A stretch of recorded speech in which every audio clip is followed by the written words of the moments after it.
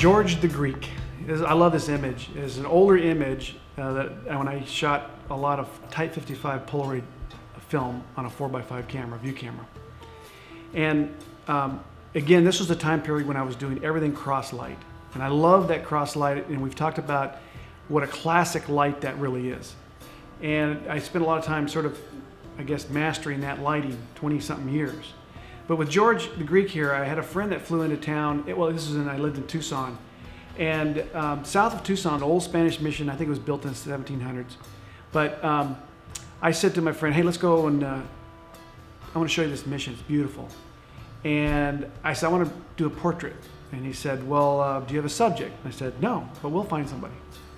So we got there, and across the street is a couple little restaurants. And there was this little Greek restaurant, and I said, that looks like kind of a neat little restaurant. Let's go in there and see if we can find a subject. So I went in, talked to the owner, started explaining what I wanted to do.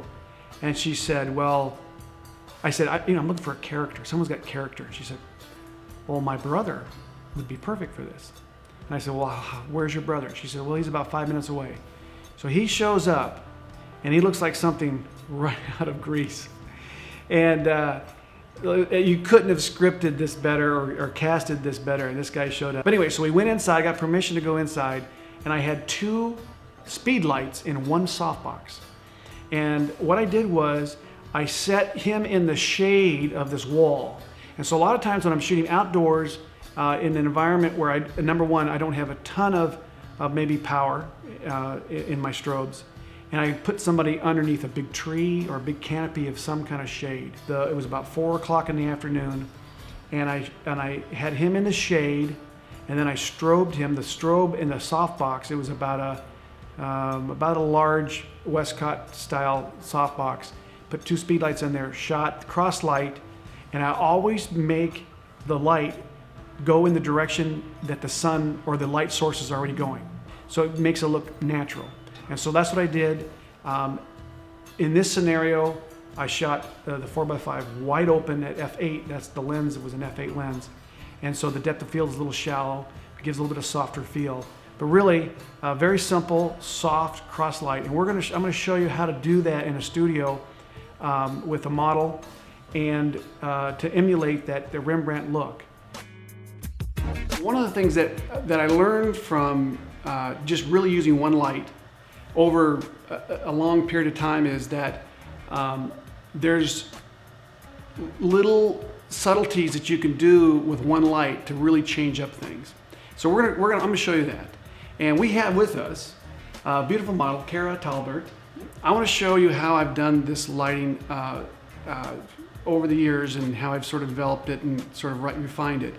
But the one thing that I think is most critical to recognize is that during the Renaissance Baroque time period, the painters began to use light to model and build depth in their paintings. Rembrandt was well known for his what they call a Rembrandt Triangle, and it's because he used a cross light window. And what happened is the light comes across the face, and you have the nose, and the cheek is round. And so the shadow of the nose and the roundness of the cheek, if the light's positioned correctly, will create a little triangle on the side of the face. And so that's really what I was sort of trying to achieve as I put this lighting technique into play. So what I'm going to do is I'm going to show you what a 45-degree angle soft bank looks like. And then I'm going to show you how and what happens as it comes around and it sort of becomes more of a cross effect. And so I kind of worked that light around naturally, not because I was told to do that, but because in my mind I was thinking about how would the painters have used natural light. And I would thought, and probably for the most part, they would have put someone next to a window and had that light moving across. And so I sort of naturally gravitated to move the light around. And immediately I noticed it looked better than it did, for me at least, than when I had it 45-degree angle. So let's do that. So the first shot I'm gonna do is show it 45-degree angle, then I'm gonna show it moving around. Then I'm gonna show you some techniques that I learned later to even enhance this Rembrandt soft effect.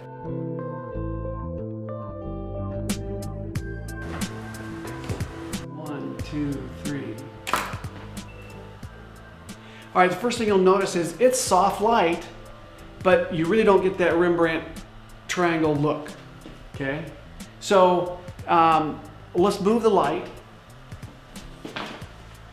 Cross light. So it's going to throw light more toward the side, and I'll explain why this is going to look better. Okay? All right, ready? 1, 2, 3. All right, so immediately you'll see that the Rembrandt Triangle starts to come up on the side of that would be her right cheek.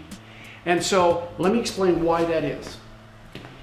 If you'll notice, right now I have my light positioned in the center of the box, and it's blasting light into this whole diffused surface. The distance from this part of the softbox has a lot further distance to travel than the light coming from here. So if you were to measure that, that might be 3 feet, and then from here is probably 2 feet, okay? And so what this does is it creates a gradation effect on the side of the face. So it actually softens the light as it comes around. And so it's a natural effect of setting this light completely coming straight across. And so the key now, once you get the light set there, is by moving this light, say toward the camera or toward the background, will bring the value of that Rembrandt triangle up or down. So let's show you that. So what I'm gonna do is, I'm going to show you, and I've got, right now, just because of experience, I've put this box about, the edge of it here is about where her shoulder is. And that's a good place to start. But the thing is you really can't go by a formula because every face is different, everyone's skin tones are a little bit different. So it's a good starting point. So let's go and I'm going to show you what it looks like. I'm going to push the bank toward the background, which will decrease the Rembrandt Triangle, and show you what that looks like. So let's go about, probably about 5 inches, okay? You think, well, 5 inches is not a lot of distance, but it will make a big difference when you move a light like this. Okay, here we go. Ready, 1, 2, 3. So now that is gonna give her more of a shadow on the side of her face, less triangle, a little harsher. So let's just now go back. I'm gonna do it in increments. So let's go back about 5 inches here. That's back to about where we were before, okay? I'm gonna shoot one there. Ready, 1, 2, 3. Okay, so that's a little more Rembrandt.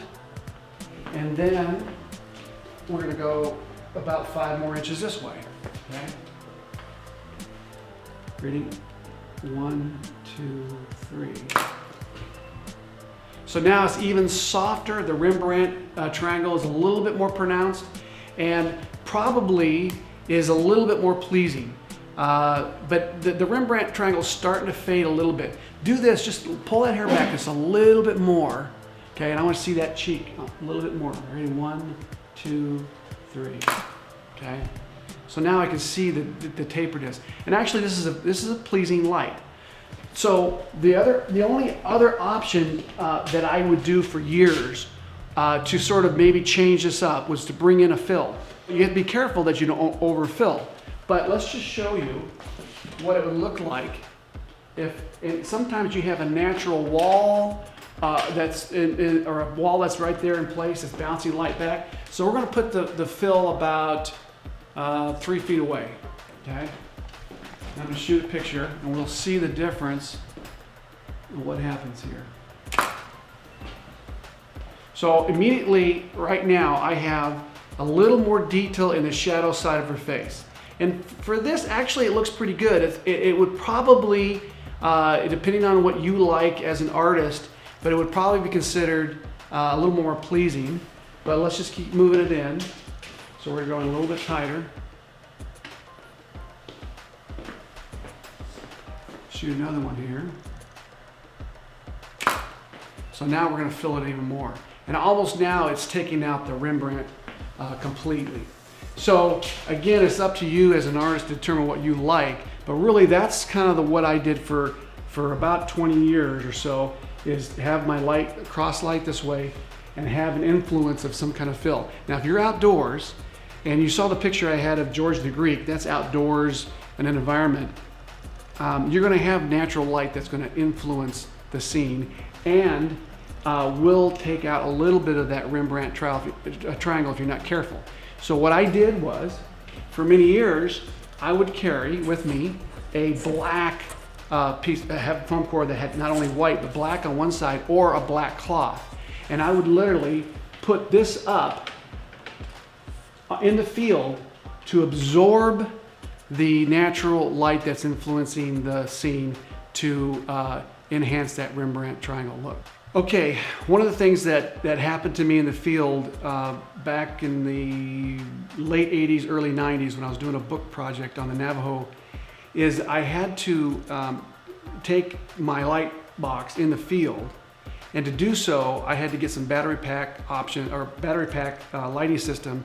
And in those days there wasn't a lot of options on the market, but I ended up purchasing two 400B, Norman 400Bs, and they were 400 watt packs, and I would put them in a soft box and put the two flashes into one box. Let me show you how I did that. But actually this is just a speed ring with these little posts. I think come with actually this little umbrella bracket. You get, usually when you buy this, you get a little post. And I just drilled a hole in the speed ring here and you know, secured it with I think it's a 1/4 inch bolt. And so this allowed me to put a light, because the light has a little sort of a mount like this. I would put it in there, turn it, and it would end up looking straight back through the box. So I'd set this thing up and I could put two lights into one box and give me enough power to overpower the sun. So I was photographing this young Navajo kid who was on the Red Rock Navajo football team. So I went out and I set up, got permission to photograph him in the locker room of the school, got all in position, had him sitting in front of on a bench, and I shot one Polaroid, that's back before digital, and I looked at the Polaroid and it looked pretty good. I made a couple adjustments, and the next Polaroid, the next time I fired, the one light that was on this side, the flash tube blew. And so I knew I only had about 4 or 5 minutes to photograph this kid before he had to go out in the field. And so what I did was I opened up my aperture one stop, and I just let the one light here blow. So I had never done that before. I never had just let one light in the box that was offset. Shot another Polaroid, went to film, got back into my old Volkswagen van, put the two Polaroids on the dash, and I started driving down the road. And I'm looking at both those Polaroids, and I realized that the one that had only one light go off actually had a softer wrap and a softer feel. And I got to thinking about that, and I thought, wait a minute, that's enhancing that gradated effect that I've been doing by offsetting the light at 90 degrees. So immediately I went back and built this bracket. All right, so what I'm gonna do is I'm gonna set my the mount that goes onto the light stand here at a 90 degree. And what that does is that allows me to just slip this thing in here, put it on here like this, make sure it's in there good and solid, and then tighten it down.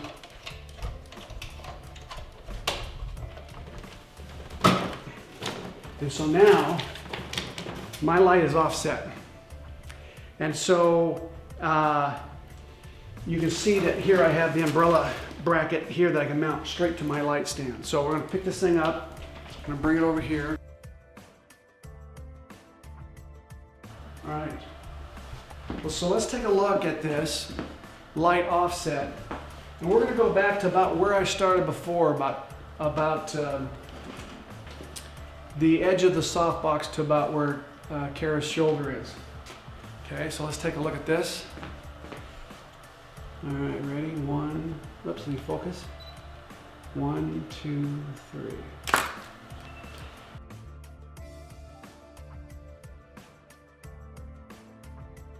So what I would do, let's just pull this just a fraction this way, right there. And maybe increase my power just a fraction, so we can fine tune this thing. Okay, ready? 1, 2, 3.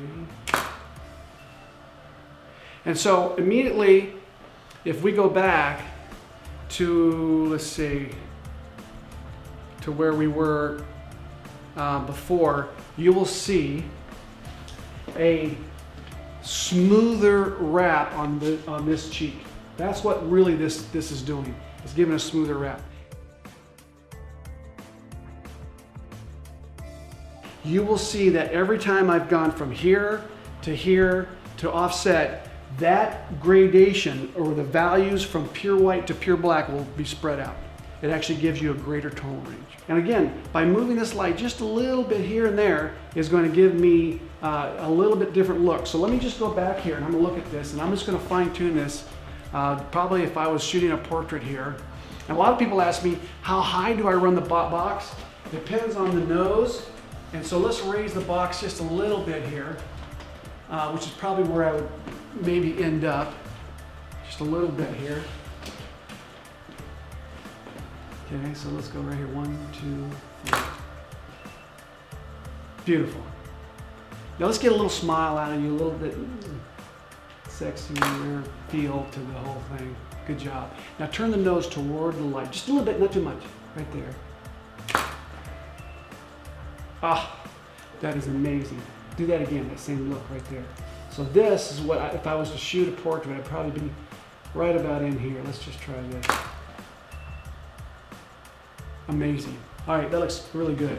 So one last thing before we move on, and that is, if you have a bigger softbox or a smaller softbox, obviously it's going to change the quality of light. So if I move the box back away from her, the light's going to be harsher and get, if I bring it in, it's going to get softer.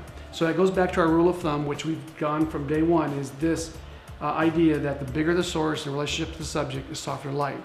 So if I wanted to have Kara with another model, what would be my options? And to get the same quality light I'm having right here, I would have to get a bigger source to cover, because I have to back it up.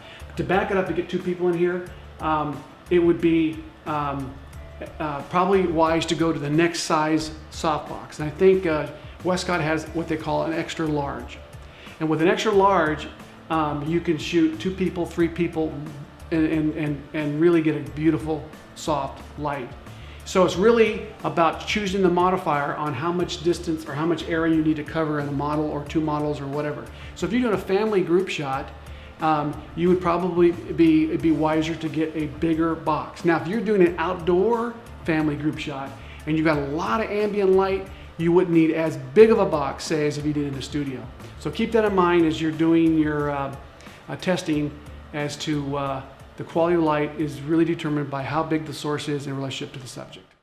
All right, so let's talk about homework assignment for those who want to maybe try this. Right now, I've got just a white sweep that turns gray because I'm about 8 feet from the background. I would encourage you to do this in an environment that has some natural light. Maybe it could even be just in your living room where you have a natural light coming. With George the Greek, what I did was I put him in the shade of there's this big wall. I put him in the shade. And so if you're going to take this outdoors, work underneath a tree that's got some shade, or a side of a building, or something that does not have the model in direct sunlight.